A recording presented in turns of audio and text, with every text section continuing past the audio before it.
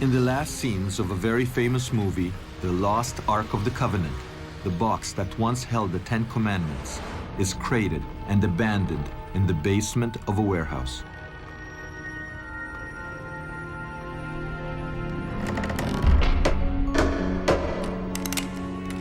What if Hollywood's depiction accurately reflects reality? This would mean that hiding somewhere, there's tangible proof of the story the Bible calls the Exodus, the deliverance of the Israelites from Egypt, led by the prophet Moses. Well, right here in this building, there's a 3,500-year-old gold image carved, perhaps by an eyewitness to the biblical Exodus, of the lost Ark of the Covenant. And the people in there don't realize it.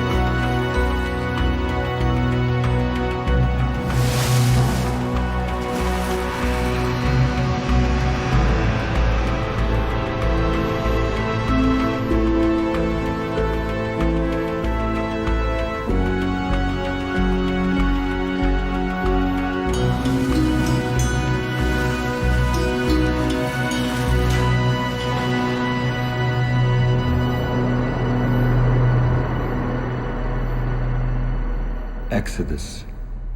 For thousands of years, the biblical epic has captured the human imagination. But did it really happen? When it comes to the Exodus, we have no evidence that it happened and a good deal of evidence that it didn't. They made it up.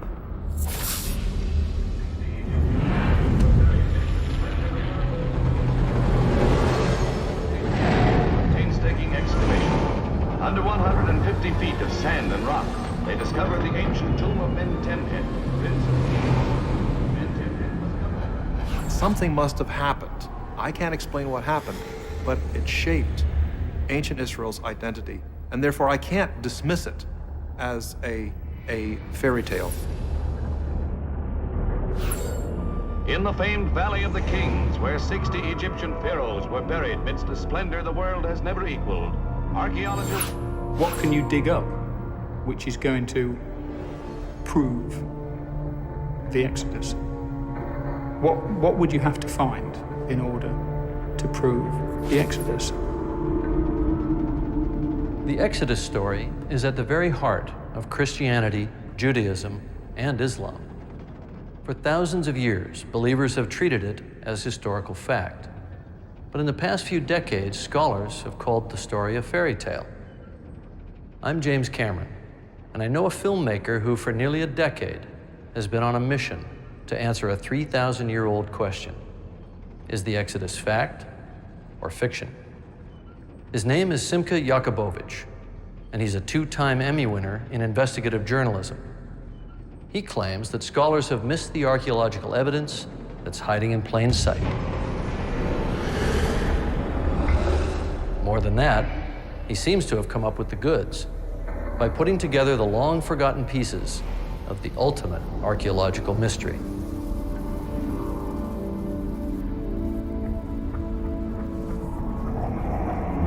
How did we do it? By tracking down experts from a variety of disciplines who rarely, if ever, talk to each other. None of them fully subscribes to our take on the story, but many possess critical pieces of the puzzle, and what emerges will challenge even the most skeptical. But before we show you the evidence, let's start the story at the beginning.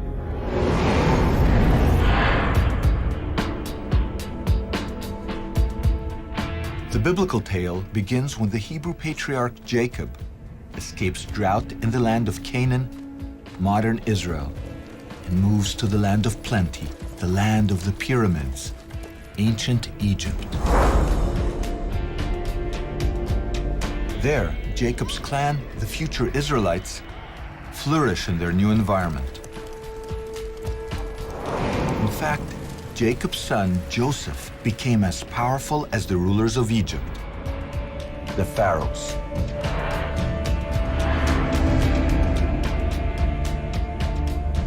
And yet, after Joseph dies, his people are enslaved by the ruling Egyptians.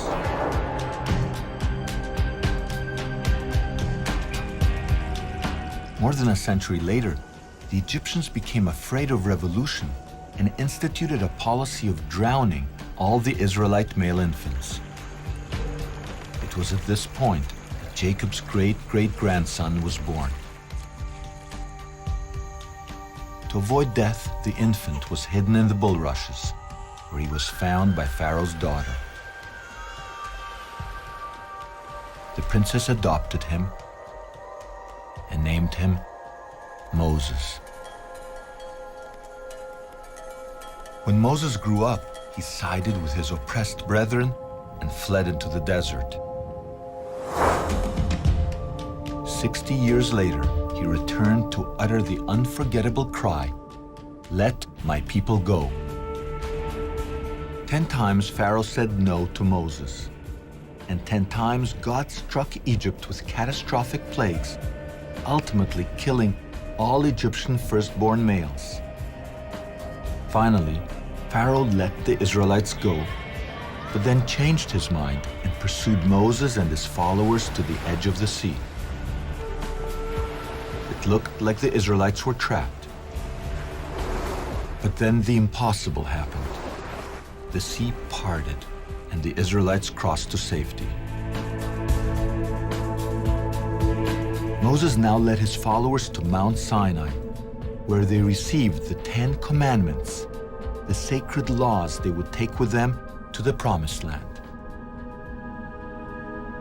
Most scholars believe this story is a myth.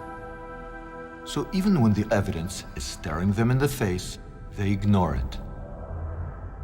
The most dramatic example of this took place in 1947 when archaeologist Henri Chevrier found pieces of a broken stone monument, or stela, dating to a pharaoh named Ahmose, around 1500 before the Common Era, or BCE.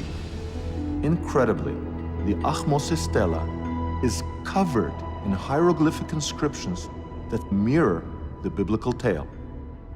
Today, it lies abandoned in the basement of the Cairo Museum, and all our attempts to get access to it were unsuccessful. So using Chevrier's published description, we reconstructed the stela and got one of the world's leading Egyptologists to comment on it. We have this very interesting stela, which is dated to the reign of Ahmose. It records a tremendous catastrophe that happened to Egypt. We're not quite clear what it was, but it involved rain and thunder and lightning and such a storm that rarely happens in Northeast Africa. I mean, that's a dry area. It sounds peculiar to me that the biblical tradition preserves the memory of plagues, which involve climatic cataclysms. And here we have, from the very time, this curious stela. This curious stela may in fact hold the key to the Exodus enigma. Let's take a closer look. The Bible says that at the time of the Exodus, there was a great storm. Ahmose's stela also talks of a great storm. The Bible says darkness descended on Egypt. The stela says that Egypt was enveloped in darkness. The stela then says something very peculiar. Though the Egyptians worshipped many gods, on this stela it is written that the storm and the darkness happened when God, in the singular, manifested his power.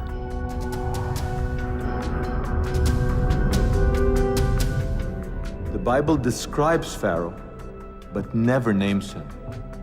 Because of this stela, we now know his name, Ahmose. And now that we know who he is, maybe it's time that we met him.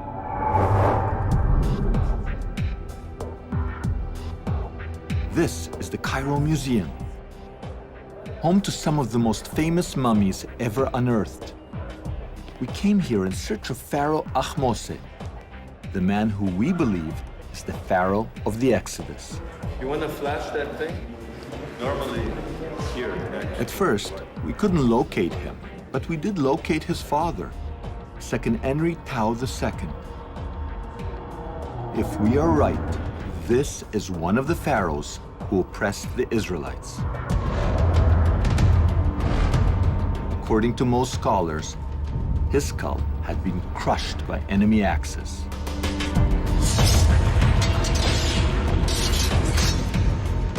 Perhaps those enemies were Israelites, smashing his mummy as they left on the Exodus. We continued on our search for Ahmose. It was hard to locate him because he had been sort of misfiled. But we did locate one of his two wives under some debris in one of the museum's workshops. Hi, is it possible to reveal the wife of Ahmose? Absolutely. Just don't move it without supporting you.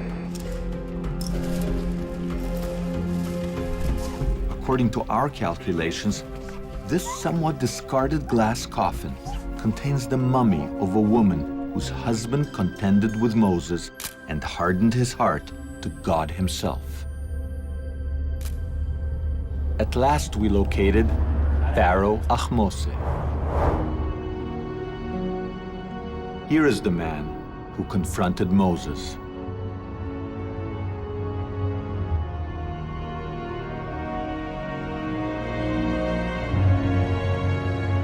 Can it be that Ahmose's father remembered the Israelite prince he grew up with, and when he gave his son his Egyptian name, Ahmose, the moon is born, he chose the name because of a play on words. In Hebrew, Ahmose means the brother of Moses.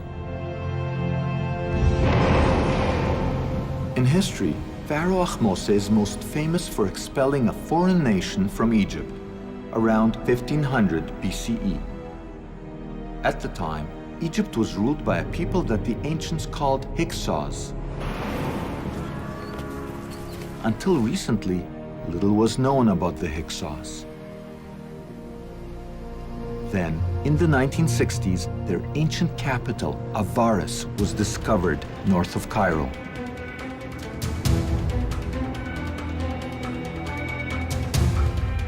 No one has ever been allowed to film at Avaris. To get there, we needed the cooperation of the Egyptian authorities. They're concerned that in the volatile Middle East, the discovery of biblical artifacts will somehow strengthen modern Israel's claims in the area. As a result, the Exodus is a touchy subject in Egypt today. So we didn't mention Moses, and we stressed that we were interested in Pharaoh Ahmose and the Hyksos he drove out of Egypt. After months of negotiations, we were finally given permits to shoot at Avaris. Indeed.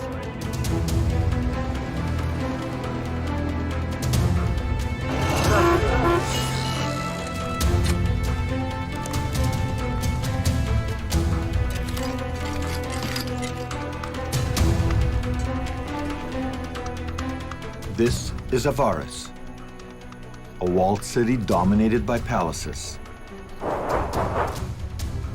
3,500 years ago, it was surrounded by branches of the Nile. Avaris was discovered by Professor Manfred Bitak of the University of Vienna. Although only a few acres are exposed today, in ancient times, Avaris seems to have dominated the area. Avaris itself was much bigger. It was 250 hectares, so it extended from here to the east about 2 kilometers, and from here to the south, perhaps even 1 kilometer. In the Hyksos period, this was one of the major residences of Egyptian pharaohs. Egyptian history clearly states that the Hyksos who ruled mighty Avaris were Semites like the Israelites. and that they left on a mass exodus, known as the Hyksos expulsion. We have in the Bible the story of the Semites leaving Egypt and going eastward from Egypt. At the same time, independent of the Bible, we have a story of the Hyksos being expelled from Egypt. I think definitely the two stories are related. They're describing the same event from different viewpoints. If the Hyksos expulsion and the biblical Exodus are really one and the same event, then perhaps we can find the long sought-after proof for the biblical Exodus during the Hyksos period. But most scholars say that the Hyksos and the Israelites cannot be equated because the Hyksos left Egypt hundreds of years before Moses was born.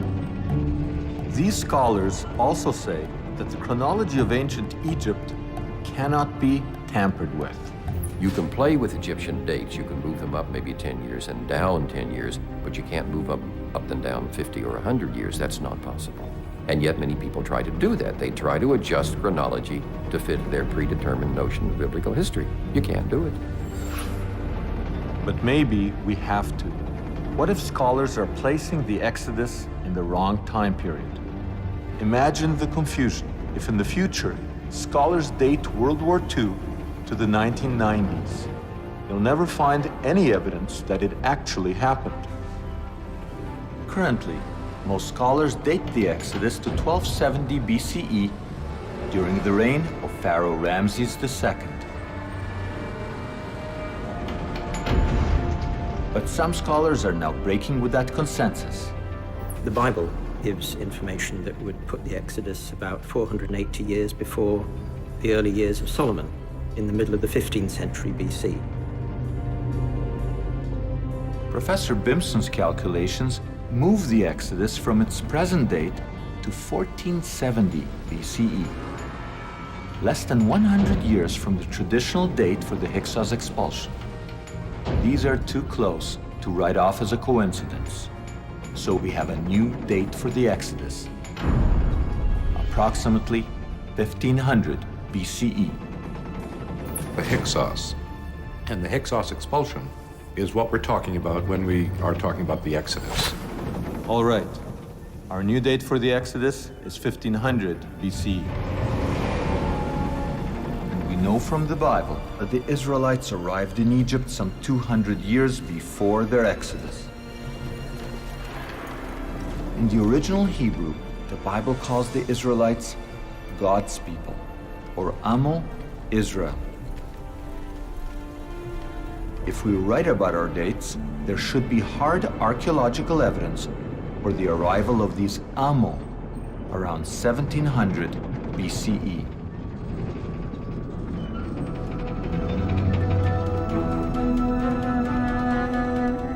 "400 kilometers south of Avaris is the tomb at Beni Hassan.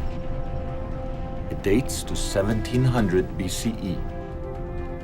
Because no one has looked for evidence of the Exodus in this period, the tomb has never been linked to the biblical story.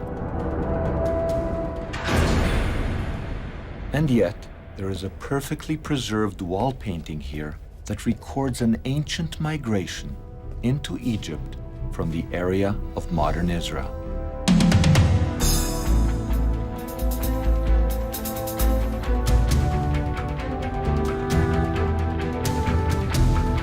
As in the Bible, the scene involves bearded Semites riding donkeys and bringing their families and flocks into Egypt. Like the biblical Israelites, they are wearing multicolored tunics. The hieroglyphic inscription on this wall calls these people the Amo, God's people. Looking in the right place, during the right time, we are the first to recognize a veritable snapshot of the migration of the biblical Israelites to Egypt. The Bible records that at the time of their arrival, one Israelite rose to the highest levels of Egyptian power. His name was Joseph, son of Yaakov, Jacob in English, and he became so powerful that he wore on his finger the seal of royal authority. Discovering Joseph's seal at Avaris would prove that the Israelites arrived here exactly when our timeline predicts. That would be like finding a needle in a 3,700-year-old archaeological haystack.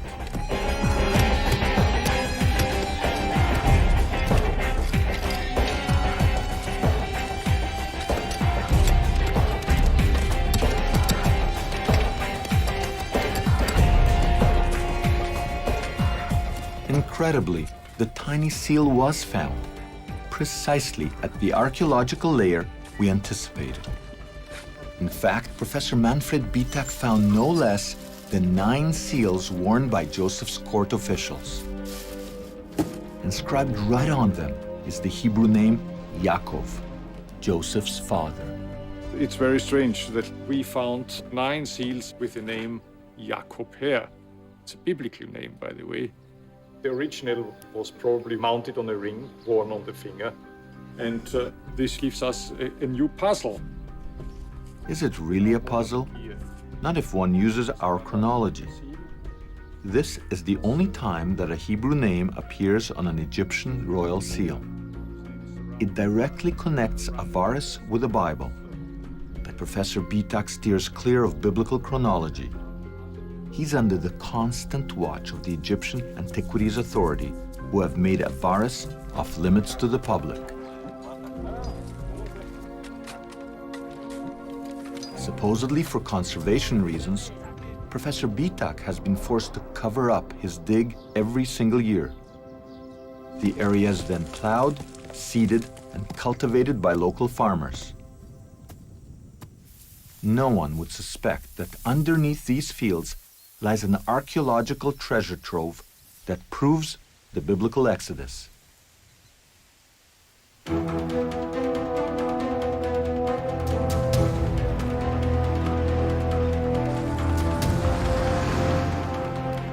Now that we found hard evidence for the arrival of the Israelites in Egypt and their rise to power, we went searching for archaeological proof of their downfall and the slavery that led to the Exodus.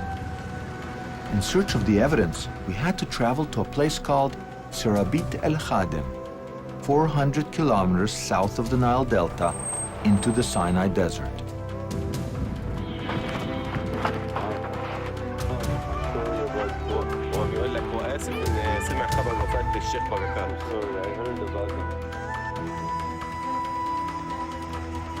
For thousands of years, Egyptians mined turquoise in this area. Often they used slave labor. The ancient turquoise mines are off the beaten tourist track. The only ones who know their way in this area are the Bedouins, who still live at the foot of the mines. I heard once that the Bedouin, they can do like the Prophet Musa, that they know which rocks have water in them, they break it. Is that true? We got here, paid our respects to the local sheikh, and recruited one of his sons to show us the way. Okay, let's go.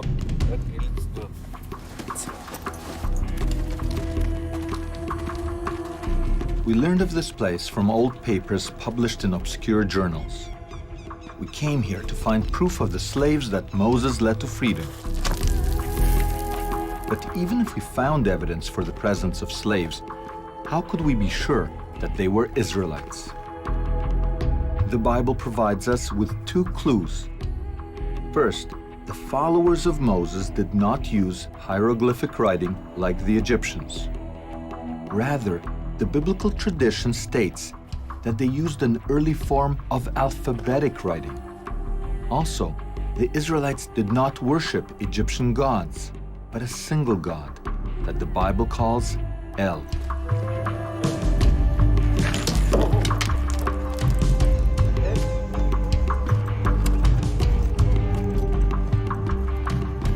To support our new biblical timeline, we needed to find alphabetic inscriptions carved by slaves some 3,500 years ago.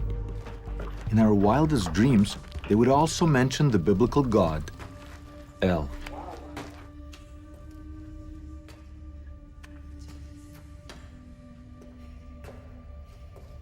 And sure enough, there are slave inscriptions here, and one of them records a 3,500-year-old cry. El, save me. This is the writing of a slave who worked in this mine. You can still see the chisel marks, which were part of the forced labor that the author of this inscription was involved in. And he wrote his cry to God, saying, help me, don't forget me, here where he worked and he slept and he probably died. And it represents an incredible moment in human history. Not only is it the first inscription that records the name of God, El, but it also records the oldest, or maybe the second oldest, alphabetic inscription. It's the basis on which Hebrew, Aramaic, Greek, Latin, English, Arabic, all is based on this writing.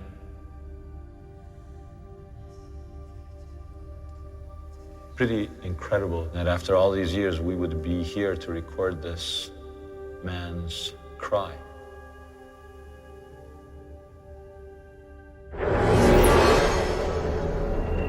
The Ahmose Stela, the Beni Hassan tomb paintings, Joseph's royal seal, and the Israelite slavery inscriptions all point to approximately 1500 BCE as the date for Moses and the Exodus. If our date is correct, then there's something else that we have to factor in. Around 1500 BCE, people living along the Mediterranean experienced one of the most cataclysmic events in history, the eruption of the Santorini volcano in modern Greece. This eruption may be another crucial clue for decoding the biblical Exodus. This is the island of Santorini, 700 kilometers from the Egyptian coast across the Mediterranean. It is literally the mouth of a volcano. Some 3,500 years ago, Santorini was destroyed by one of the worst volcanic eruptions in human history. When it erupted, the volcano essentially brought to an end the Minoan civilization that once flourished here. It sent an ash cloud that measured some 40 kilometers straight up and 200 kilometers across. The sound of the eruption circled the Earth some 10 to 12 times. To put this in perspective, an eruption like Santorini would be hundreds to thousands of times stronger, more explosive than the atom bomb that was dropped on Hiroshima. The energy of that eruption was so immense, you would have had these huge explosions that were happening, and you'd hear crack, crack, crack. For hundreds of kilometers, people around were listening to it. We were getting earthquakes, probably magnitude 3, 4, maybe even 5 or higher, that were happening extremely rapidly. And it would have been, I'm sure, to the people living there as if the world was coming to an end.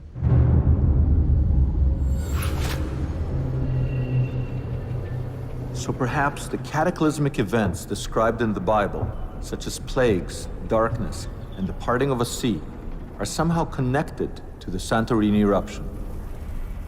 But like all things related to the Exodus, dating the Santorini eruption to 1500 BCE can be controversial.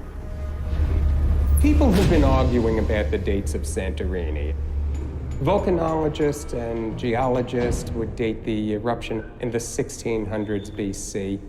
Archaeologists tend to date it in the 1500s BC. Digging at Avaris, Professor Bitak has no doubt that he can pinpoint the Santorini eruption to the exact time period where we place the Exodus. Here, pumice from the Santorini eruption appears for the first time. So from archaeological point of view, it looks very much as if the eruption happened early in the 18th dynasty, let us say around 1500 BC. Yakubovich's chronology machine has now synchronized a pharaoh named Ahmose, the Hyksos expulsion, the Exodus, and the Santorini eruption. It appears that the Exodus code has finally been cracked. If Yakubovich is right, we can now explain the science underlying the biblical story.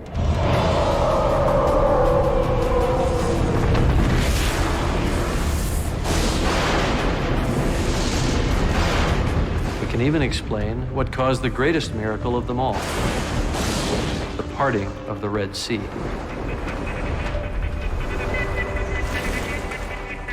We can then trace the biblical map and discover the real Mount Sinai, where the Exodus story came to a climax, when Moses received the Ten Commandments and placed them in the now lost Ark of the Covenant.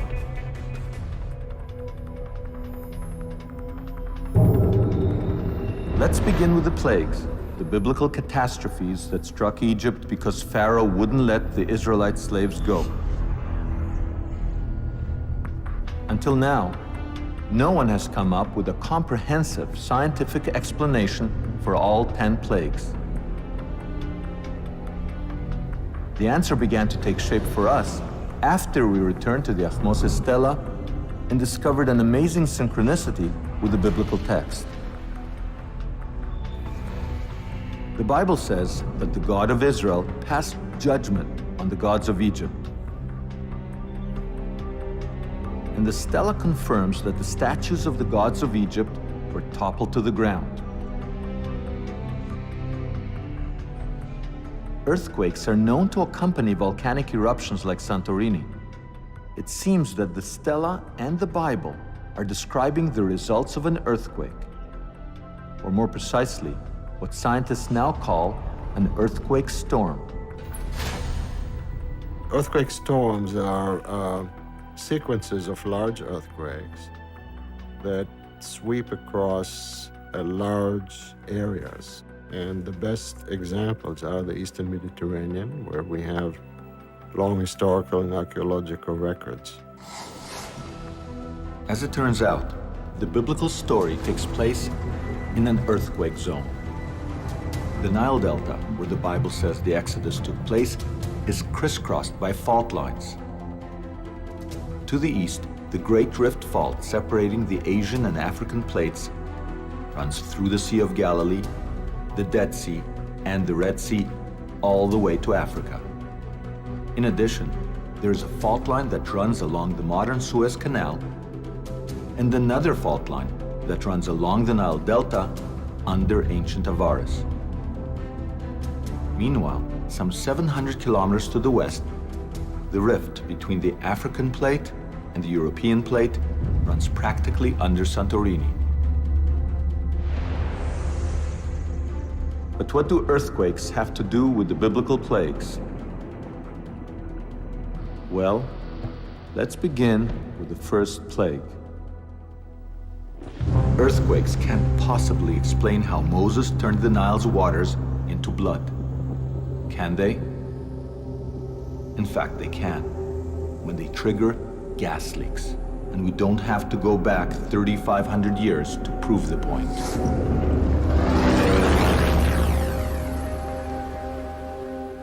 In 1984 at Lake Manoon, and in 1986 at Lake Nyos, both in Cameroon, the sweet, clear lake waters suddenly turned blood red. The mystery was solved when Professor George Kling explained the phenomenon in terms of an underground gas leak. What was happening was that the bottom waters contained very high concentrations of iron, dissolved iron. And when that was mixed up to the surface, when the gas was released, it contacted oxygen and it formed an iron hydroxide, essentially rust, the same thing that happens on cars. And that rust was what caused the reddish, brownish color at the surface of the lake. When it comes to the biblical plagues along the Nile Delta there, There are many elements that are present that could suggest a buildup of gas. So we could have a situation where gas beneath the Earth is trapped in pockets, and earthquakes along the fault line then release that gas. And depending on the kind of water that gas goes through, it could even turn that water red. If the Nile turned blood red as a result of a gas leak, then the chain of events described in the Bible would have been set into motion. The first thing that happens in such circumstances is that the water becomes devoid of oxygen and all living things in it die. The fish then begin to float in the polluted waters, rotting in the sun. The only things that do not die are frogs. Unlike fish, they can hop out. And as it turns out, biblical plague number 2 is a frog infestation. The lack of clean water then leads to lice, flies, and bacterial epidemics among humans and domestic animals. Not surprisingly, biblical plague number 3 is lice. Plague number 4 is flies. And plague number 5 is an epidemic.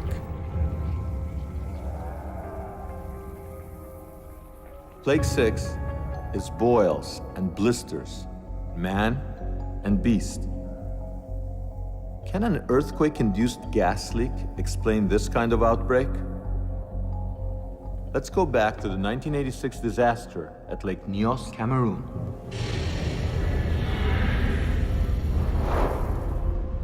At the time, people living along the lake developed strange boils and burns. It turns out that carbon dioxide mixed with air put people into a kind of coma, reducing circulation to the skin and causing the kind of boils described in the Bible as plague number 6. Despite the first 6 plagues, the Bible records that Pharaoh still refused to let the Israelite slaves go. So Egypt was now struck by plague number 7, hail. And it was a very unusual hail, involving ice and fire mixed together. To this day, rabbis teach that the biblical description is no metaphor. The 7th plague was the plague of hail. But the Bible describes hail in a very unique manner. The hail was together with ash, with fire. The idea being that the fire and the ice commingled together, they coexisted together. The Bible then describes God as making a miracle within a miracle, taking opposites in nature and having them coexist together. Incredibly, there is an Egyptian papyrus that tells the exact same story. It's called the Ipuwer Papyrus, and it's dated by many scholars to the Hyksos period. The Ipuwer Papyrus specifically states that Egypt was struck by a strange hail, made up of ice and fire mingled together. Another piece of the puzzle has fallen into place. It now seems clear that the biblical and Egyptian texts are describing what scientists call accretionary lapilli, volcanic hail, that could only have come from the earthquake-induced Santorini volcano. When the ash cloud goes up to great distances in the stratosphere, essentially what happens is you have moisture in the atmosphere. You also have a lot of water vapor in the cloud itself. So the small fragments of ash and crystals actually form a nucleus, something very similar to a hailstone. In other words, Egypt experienced fire and ice raining from above, just as the Bible describes. It seems that earthquakes and the resulting volcanic and gas eruptions neatly explain the first 7 biblical plagues. They also explain plague number 8, locusts. Locusts migrate in swarms. There can be between 40 and 80 million adult locusts in each square kilometer. Cold weather produces a drop in their body temperature and makes them land en masse. The volcanic hail and the weather disruptions caused by the Santorini eruption would have forced great clouds of locusts, which are common in this part of the world, to suddenly land in Egypt. As the hailstorm cleared and the temperature rose, so did the locusts, exactly as the biblical account describes. Gripped by earthquake storms and their consequences, the Egyptians were now going to experience the last phase of the Santorini eruption, or what the Bible calls plague number 9, darkness.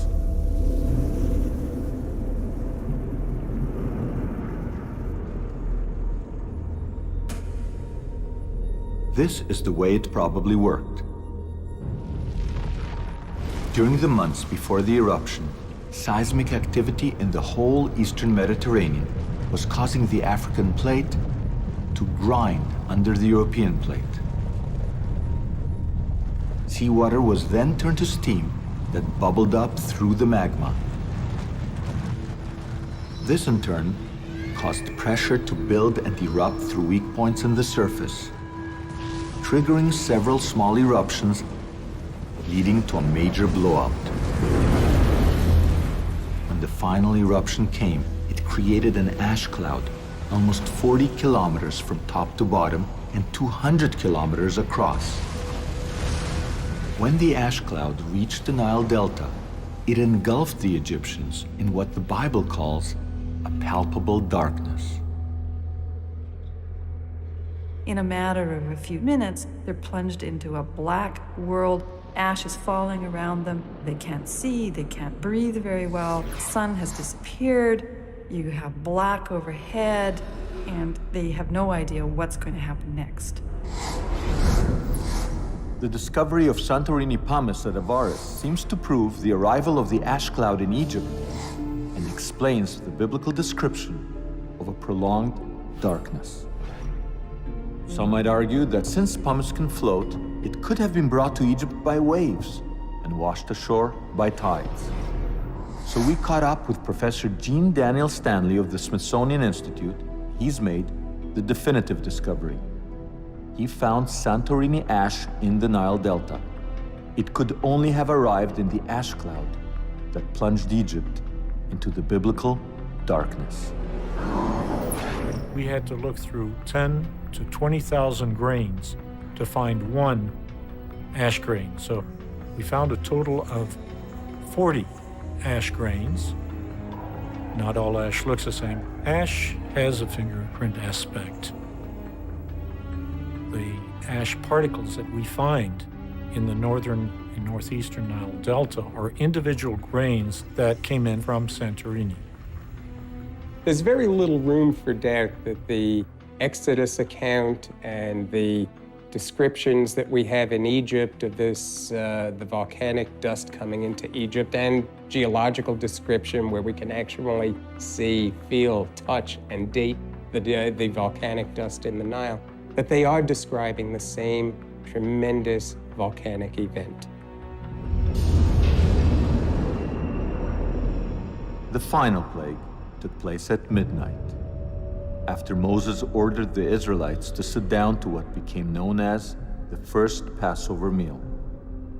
While the Israelites were involved in the Passover ritual, the Egyptians slept. And then it happened. Every firstborn male Egyptian died. Every house was affected. No one has ever been able to offer a plausible scientific explanation for the death of the firstborn. Until now. According to our scenario, at this point in the sequence of events that began some 6 months earlier, the gas leak that set the chain of plagues in motion would have finally erupted. Carbon dioxide would have seeped to the surface, and being heavier than air, would have killed animals and sleeping people before it dissipated harmlessly into the atmosphere. In case you think all this is conjecture, consider this. It happened in exactly the same way in 1986 at Lake Nyos, Cameroon. On the fateful night of August 21st, the villagers at Nios went to sleep. They couldn't have known that the carbon dioxide gas, which had turned the lake blood red, was now reaching a critical point. As the people of Lake Nios slept, the top of the lake was keeping the carbon down like a cap on a pop bottle. But then, the earth rumbled and a landslide took place, sending rock into the water, disturbing the surface pressure and releasing the gas.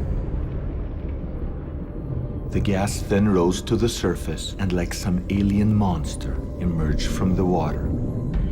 Droplets forming on it, turning the invisible gas into a visible fog. The fog then rolled across the water and across the land, suffocating everything in its path. And as suddenly as it appeared, it disappeared, dissolving harmlessly into the atmosphere. The next day, those who had been sleeping on higher ground woke up to find some 1,800 people dead. Hundreds of cattle and small animals also dead. All around, there was deathly silence. I was just sitting among the dead people. Inside the house, some of them were outside. Animals everywhere, lion, fowls, dogs, everything.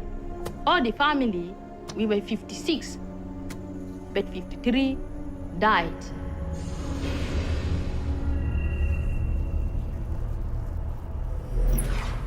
After the death of the firstborn, Pharaoh finally relented, letting Moses take his people out of Egypt.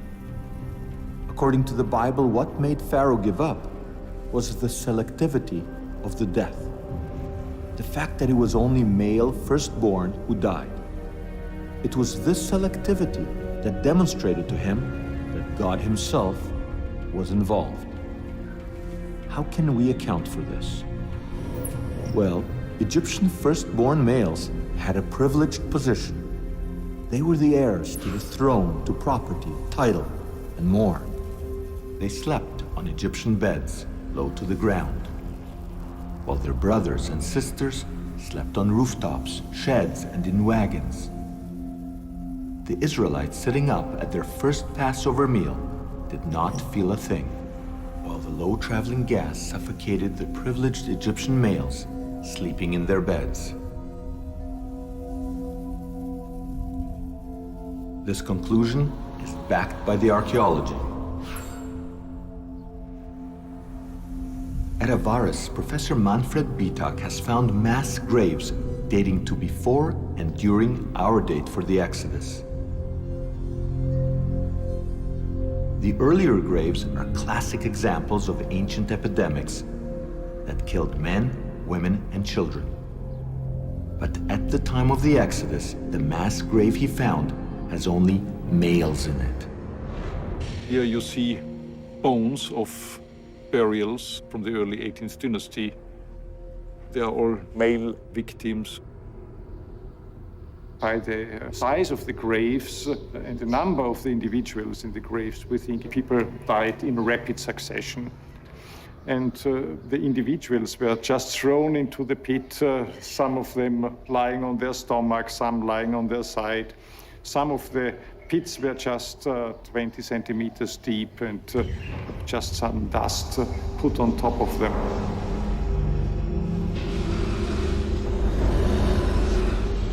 The Bible says that Pharaoh's son also died during the plague of the firstborn. Since we claim that Ahmose is the Pharaoh of the Exodus, we should be able to prove that Ahmose's son died young.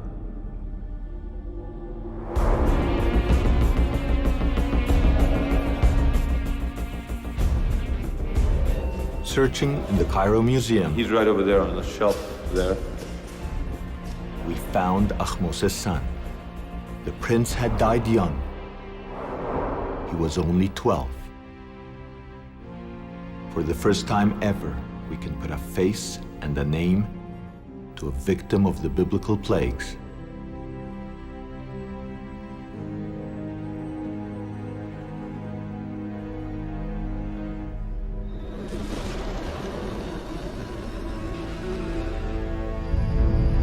seems that the Bible, geology, and archaeology are all telling the same story.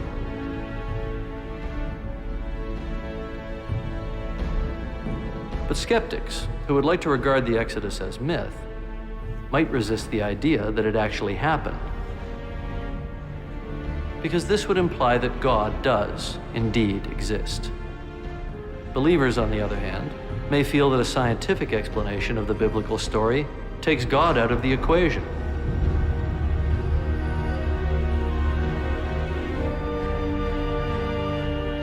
But in the book of Exodus, God does not suspend nature. He manipulates it.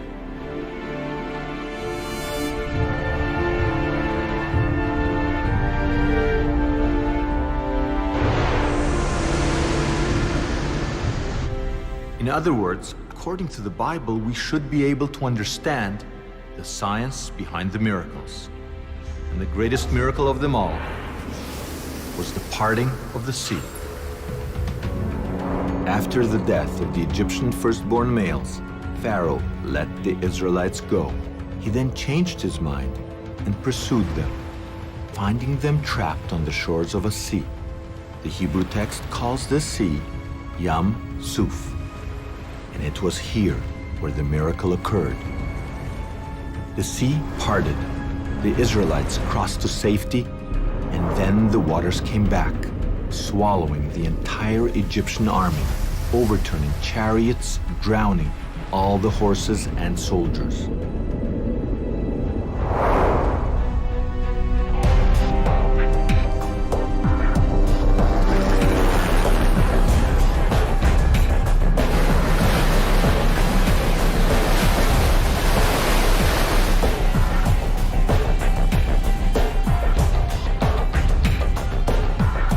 For years, explorers have searched for evidence of the miracle of the parting of the sea.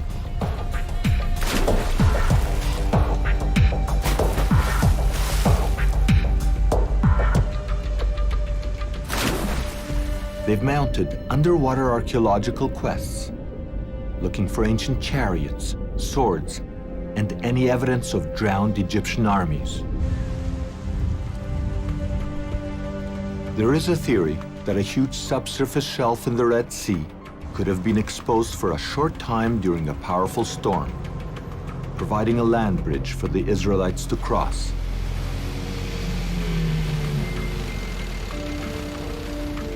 But the search has always been unsuccessful. Who would have thought that instead of diving, we should have been driving?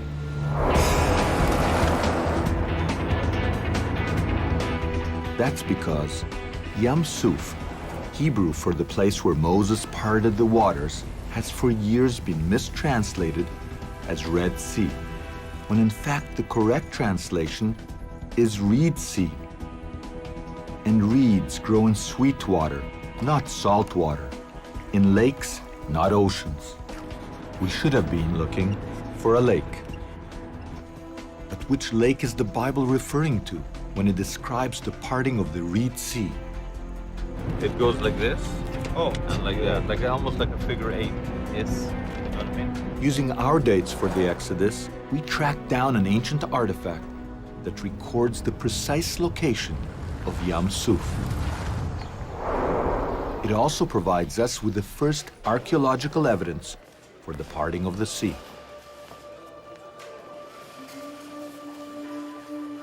We found a hieroglyphic inscription on a granite monument that tells the entire story of the Exodus from Pharaoh's point of view. The Bible calls Moses a king. On this stone, Moses is called the Prince of the Desert. The Bible calls the Israelites God's people. The granite calls them the evil ones.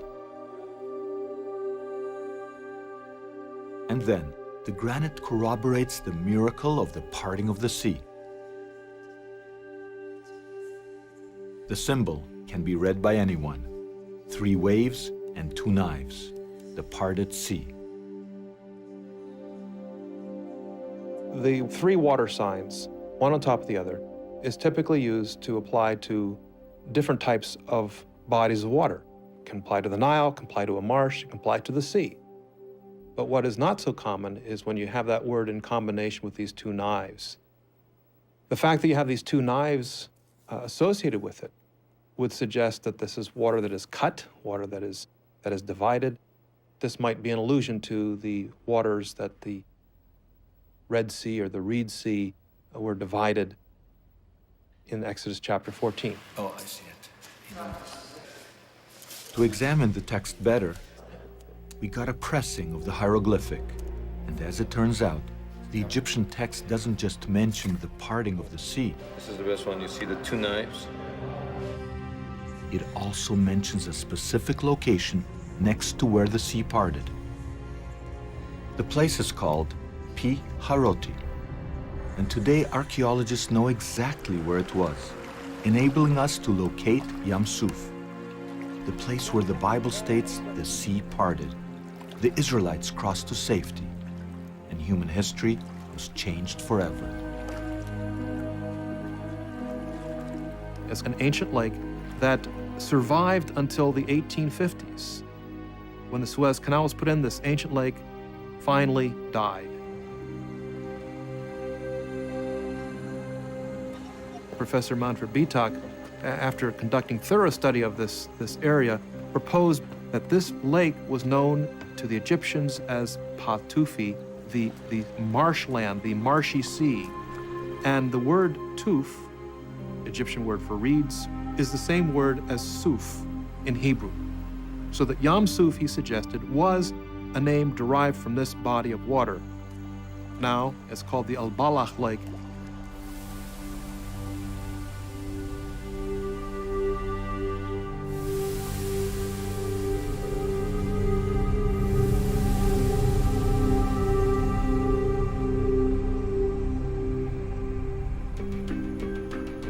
Under the ever-watchful eye of the Egyptian authorities, we traveled to Lake El Bala, the exact spot where one of the greatest biblical miracles is supposed to have taken place. The salt beds and reeds testify to the fact that at one time, the salty waters of the Mediterranean and the sweet waters of Lake El Bala intermingled here. Behind me is what's left of Lake Bala. You can see the salt marshes, you can see the reeds. This whole entire area was one big lake or sea. But because of the Suez Canal, today, you can literally walk or drive through the Sea of Reeds. One of the problems most people have today is they pull out a map and they try to find out where were these places that the Bible's talking about. But you can't use a modern-day map. You have to use a map that's 3,000 years older. And we are working on this by taking satellite images where we can actually see the depressions from ancient lakes. And so we can actually begin to understand what the northeastern delta of Egypt was like 3,500 years ago. Identifying the precise location of Yam Suf means that we can finally explain the miracle of the parting of the sea. This satellite photo clearly demonstrates that Lake El Bala is close to the edge of the Nile Delta, where silt accumulates and collapses from time to time. As Pharaoh chased the Israelites to the shores of Lake El Bala, the extreme seismic activity that caused the 10 plagues and the Santorini eruption would have now caused the delta to start sliding into the eastern Mediterranean. And as millions of tons of soil moved forward, the edge of the African plate, which had now been released from its burden, must have risen between 1 and 1.5 meters. In other words, the sea parted. Water would have cascaded from higher ground to lower ground and drained from pools and sinkholes, creating dry land for the Israelites to cross.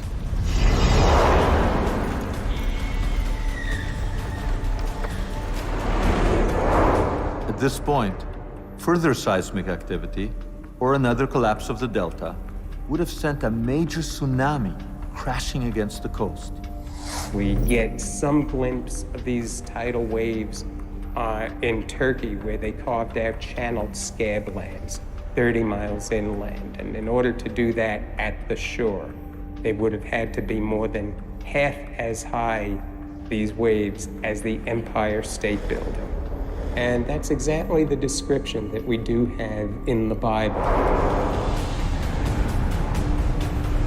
If the tsunami went a mere 12 kilometers inland, it would have reached Lake El-Bala and engulfed the Egyptian army.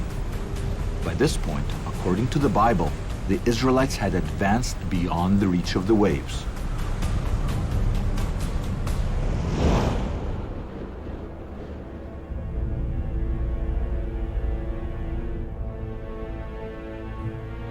As it turns out, some of the people that followed Moses across the parted sea and later to Mount Sinai did not follow him to the Promised Land. They boarded ships and sailed in an unknown exodus to Greece. Why hasn't anyone noticed? Because no one thought to look in Greece for evidence of an event that happened in Egypt. In fact, until recently, there was very little archaeological evidence of contact between the Minoan civilization of ancient Greece and Egypt at the time of Moses. All that changed with two great discoveries.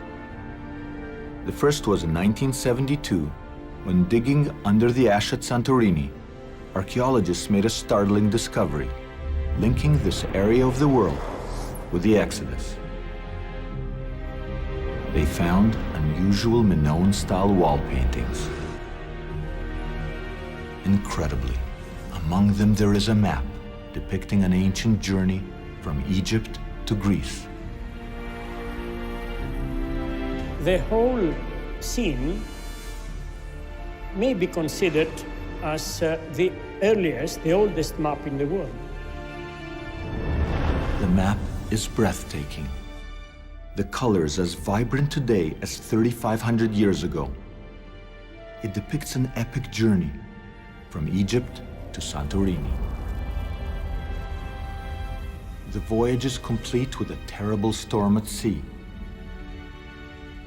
Working even further back, we see that the ancient sailors sailed past Egyptian fauna and palm trees in the Nile Delta. The map then follows the river inland and ends up in a magical city on a kind of river-bound island. This mysterious city is surrounded by high walls with multi-storied houses, elegant ladies peering from the rooftops, and a rich harbor.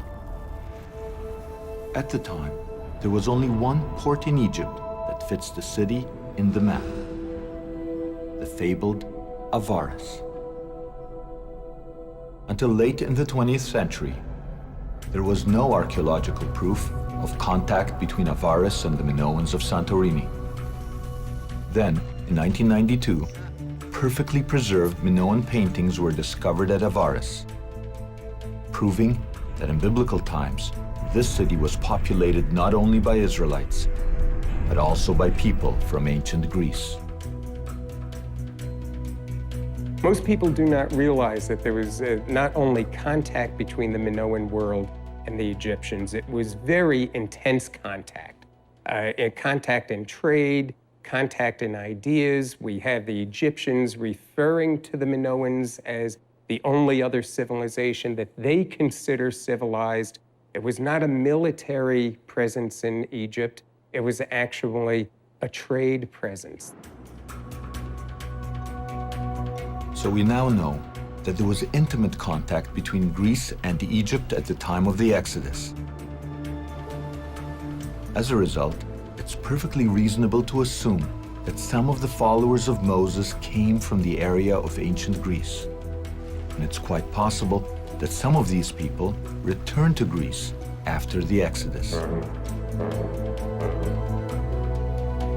The Bible says that Moses and his followers left Egypt with great quantities of swords and Egyptian gold.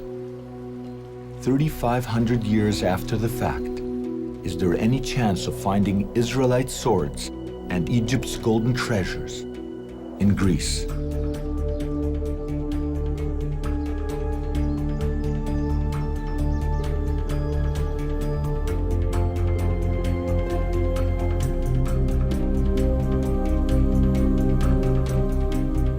This is Mycenae, 50 kilometers from the coast on the Greek mainland.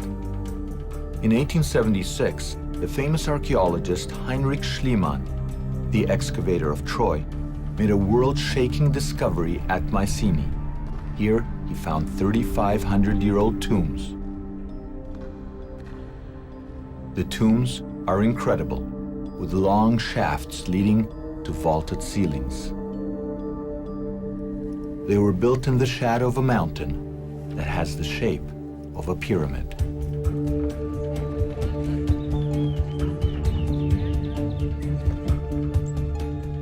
Surprisingly, they contained a treasure trove of swords and Egyptian gold.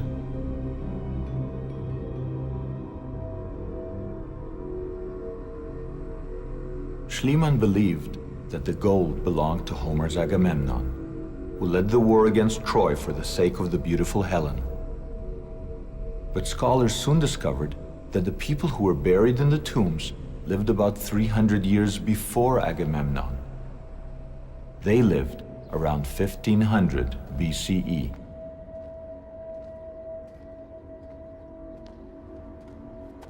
Is it possible that here lie some of the followers of Moses? The answer is on the tombstones that we now know were placed on top of the death chambers. The meaning of the images on the gravestones has never been deciphered until now.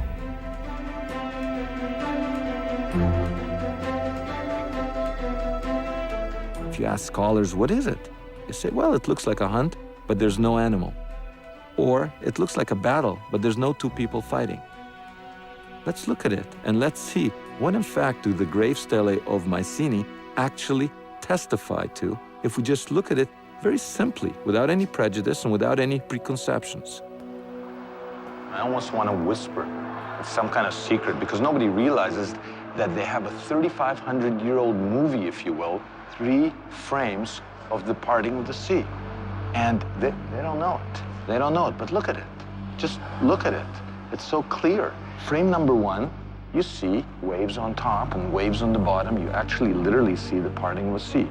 And this guy is on a chariot chasing Moses, who's holding a staff. That's frame number 1. And right over here, you have frame number 2 in the movie. The water is gathering into whirlpools. And look what's happened over here. Everybody thinks the man with the staff is the loser, but he's actually turned around. He's turned around. He's facing his enemy. He's occupying higher ground, and this guy is occupying lower ground. And look, there's walls of water coming. And in the 3rd frame, which is in another museum, even more hidden, you see this guy's been overturned, the water is engulfing them, the horses are upended, and the story is complete. But what do the experts say? In this very example, the options can be mainly 2. Either he is a warrior in a battle scene, and he's the enemy, he's chasing the enemy, and the enemy is trying to escape holding his sword. And the second option may be the chariot race scene. So this guy is, this is kind of an ancient Olympics, this guy is an official, and this guy is racing around. He is bearing a sword as well, and he's holding a sword. This doesn't look like much of a sword. It looks more like a staff to me. Yes. In this case, it's an abstract depiction. It's not a naturalistic depiction. So we cannot say much. To understand what's going on here, all you have to do is actually take this 3D image, which has been flattened out, and just pull it out. Just pull it out. And what you get is the biblical story.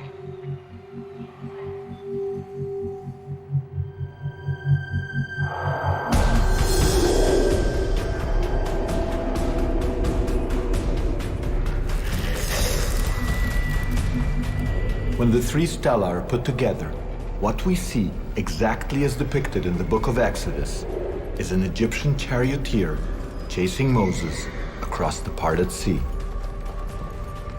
Then, Moses turns and faces his pursuer. Walls of water rise and come down on the Egyptians. Finally, rider, chariot, and horses are drowned.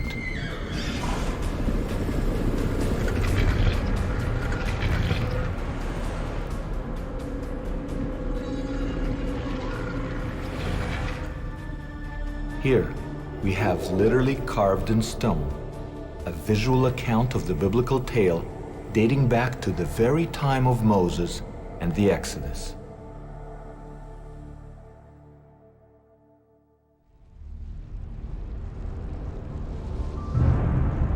The earthquake activity that led to the crossing of the sea would have now led to oil and gas fires in this oil and gas-rich area.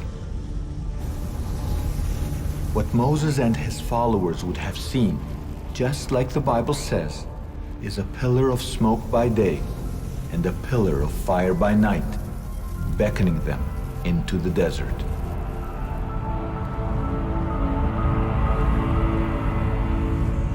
So if we've interpreted the evidence correctly, and we are right about the location of the parted sea, we can now make sense of distances provided in the Bible. Maybe we can even locate the legendary Mount Sinai, where according to Scripture, God revealed himself to Moses. Many would argue that identifying Mount Sinai would be tantamount to corroborating the biblical tale.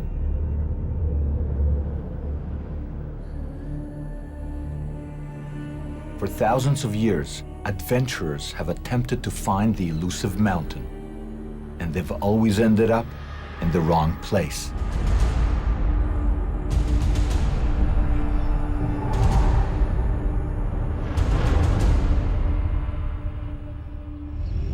The most popular Mount Sinai is at the site of a 3rd century Christian monastery. It is a high mountain in the south of the peninsula. And this is where the tourists flock. There is only one problem with this site. It doesn't fit a single biblical criterion. It's well off the main Trans-Sinai routes. It's nowhere near the land of Israel, where the Israelites were headed. There is not a single plateau that could have accommodated hundreds of thousands of Israelites. And since the land is made up of granite, there is hardly any shrubbery to sustain flocks or water to sustain people. So where is the mountain of God? As they followed Moses into the desert, there were only 4 main routes the Israelites could have taken: the northern, the southern, and 2 central routes. The Bible explicitly states that it wasn't the northern route. Geography rules out the southern, leaving only the central routes, which combine to form a single road leading to the Promised Land.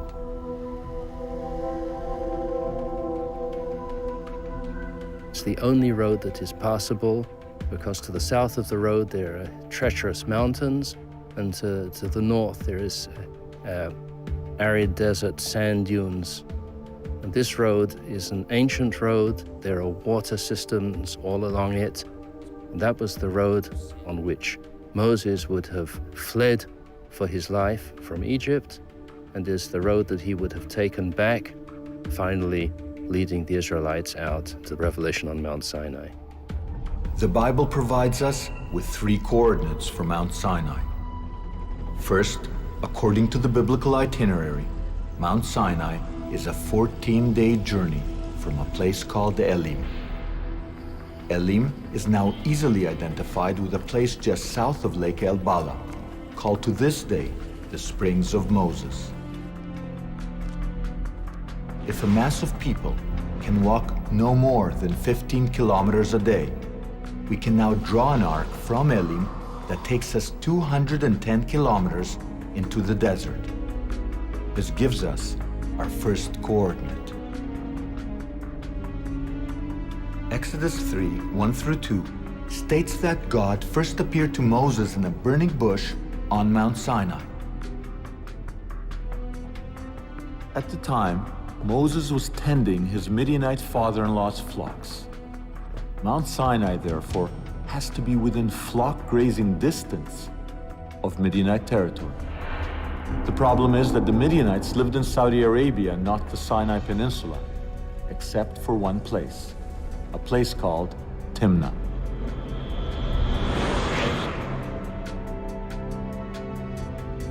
Here, archaeologists found the remnants of Midianite flocks and even Midianite wall drawings. If Moses was tending Midianite flocks in the Sinai, this is the only place he could have camped.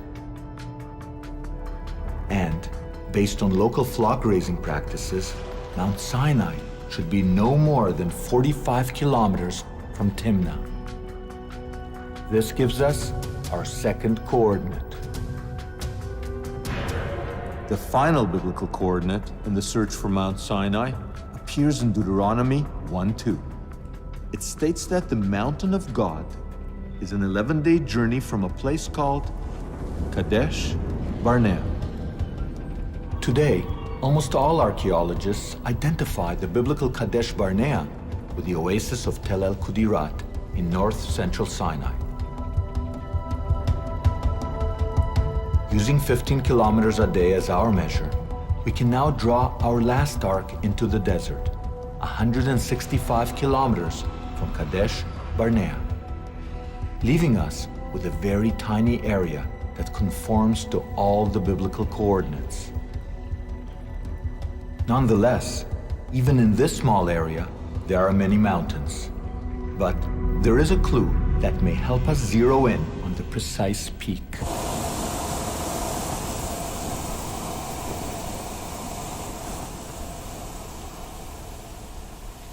The book of Exodus calls Mount Sinai a holy mountain. And holy mountains in the desert are marked by ancient open-air rock sanctuaries. Yeah. What are those? They look like little excavations. That's amazing. In this area, there is only one mountain surrounded by sanctuaries. Today, that mountain is called Jebel Hashem El Tarif.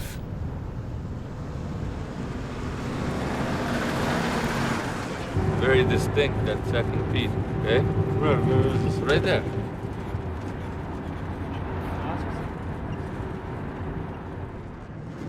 Although this entire area is in the middle of a military zone, we got to it.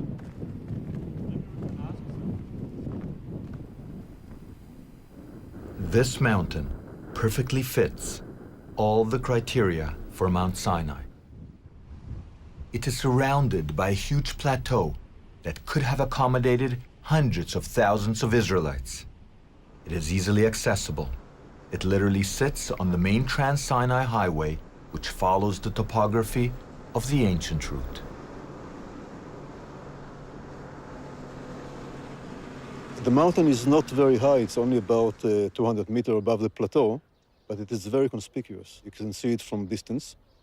And the unique point is that it is surrounded by actually the largest concentration of open-air sanctuaries that we know today in the desert. If we are right, some 3,500 years ago, Moses climbed this mountain and received the 10 Commandments on its summit. But this is as far as we're permitted to go. Our professional camera crew sticks out like a sore thumb in a military zone. The Egyptian army forbids us to proceed. We cannot climb the mountain to confirm our theory that this is Sinai.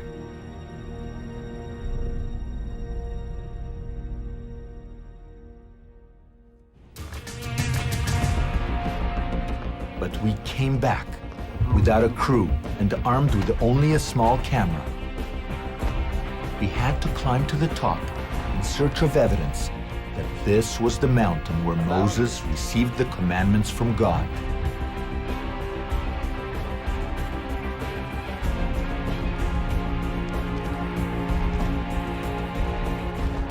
But what would we need to find to prove that this is Sinai? The Bible states that Mount Sinai has several unique characteristics. If this is the mountain, it should have a large cleft in it, a natural podium where Moses stood and called out to his people.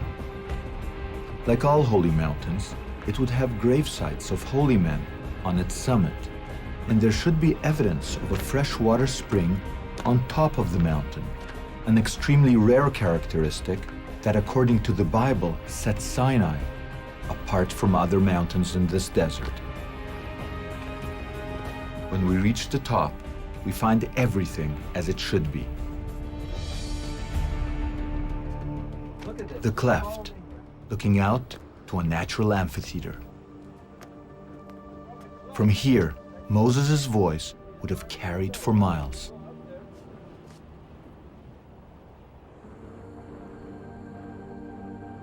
And here are the grave sites. Each one is a circle of about 6 meters in diameter, and they are built in the shape of a platform, each one. You can see the burial cell. In the burial cell, nicely built and roofed. And rarest of all, look at this. You see the white stuff? It appears there was an ancient spring at the top of the mountain. This is a Traventine, which means an accumulation of calcium under wet conditions that indicate an ancient spring. Finding it on the mountain top is quite unusual. The remains of a real ancient spring, yeah. This is quite unique here.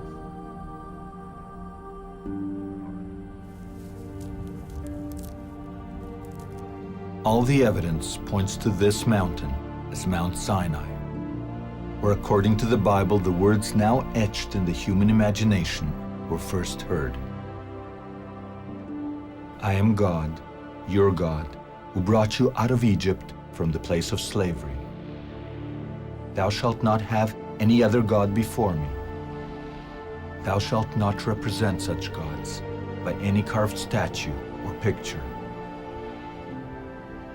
Do not take the name of God, your Lord, in vain. Remember the Sabbath and keep it holy. Honor your mother and father. Do not commit murder. Do not commit adultery. Do not steal. Do not testify as a false witness against your neighbor. And do not be envious of your neighbor's house. And do not covet your neighbor's wife.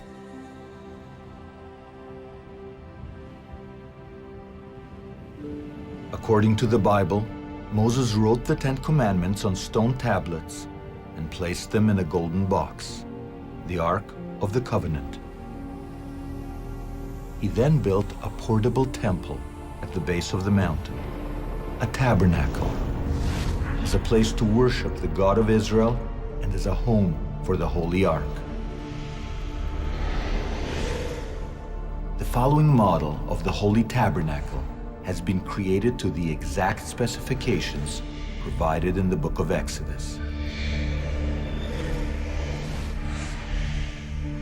At the time of the Exodus, as you neared the entrance, you would have come to a screen 7 meters high. According to ancient Jewish sources, the screen was decorated by winged lions or griffins, figures usually associated with ancient Greece.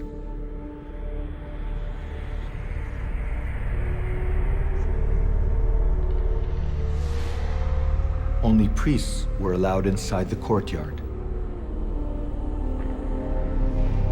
And here, there was a 4.5 meter high altar for sacrificial animals. In a daily ritual, priests carried animals up the ramp. Then, the blood of the sacrifices anointed the horns of the altar.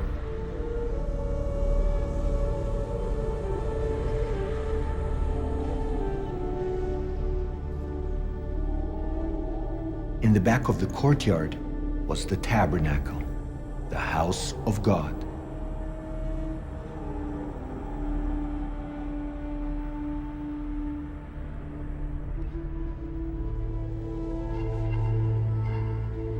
Only Moses, his brother Aaron, and Aaron's sons entered it.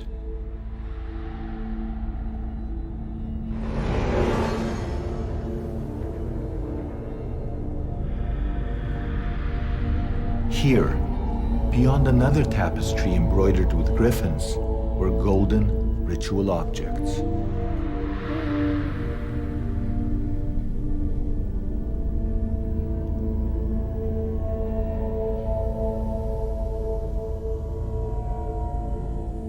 And in the back was the Holy of Holies. In it, there was only one object, the ultimate object, the Ark of the Covenant.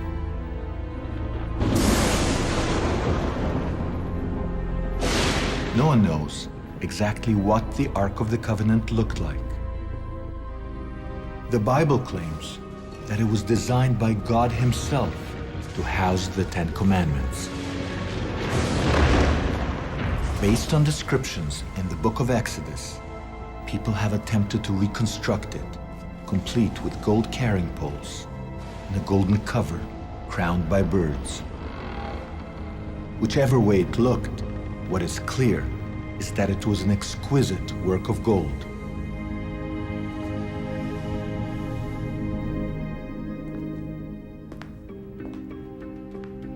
The Bible says that a tribe called Dan helped to craft the golden ark. Is it a coincidence that Homer calls the people buried at Mycenae Danoi? Perhaps among the golden objects found by Schliemann at Mycenae, there is an image of the ark made by the same Danites that crafted the box that once held the Ten Commandments.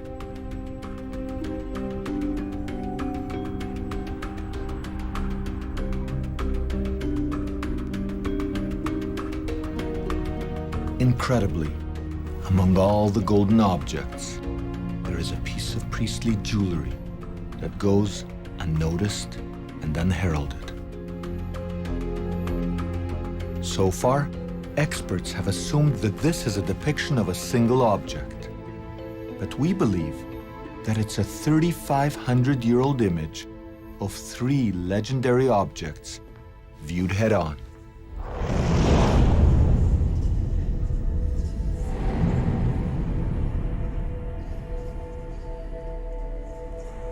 Here, we can clearly see the holy altar, the ramp of the tabernacle, and the Ark of the Covenant.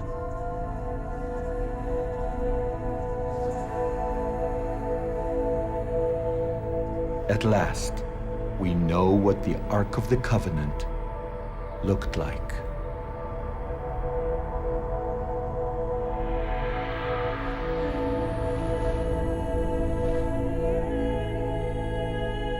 More than that, we now know how the holy objects appeared when seen from the Holy of Holies, looking out.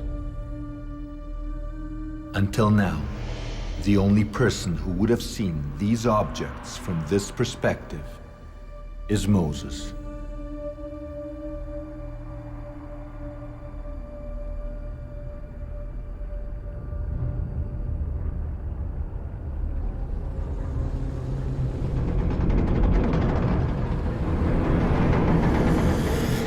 In the beginning of this journey, we asked the question, is the biblical Exodus fact or fiction? I think a compelling case has been made that the Exodus is a historical fact. Here we were shown for the first time ancient hieroglyphics and stone carvings depicting the parting of the sea. We saw the biblical plagues deciphered and the archaeological and geological proof that they actually occurred. We even trekked to the real Mount Sinai. And then, Jakubowicz revealed what is arguably the discovery of the millennium, a gold image of the Ark of the Covenant. But I think we must end our journey, as we started, with a question. Did all this happen as a result of massive geological events triggered by nothing more than nature? Or were the earthquakes, the volcanoes, and the tsunamis caused by divine intervention when God decided to free a nation from slavery and forge a new covenant with humanity?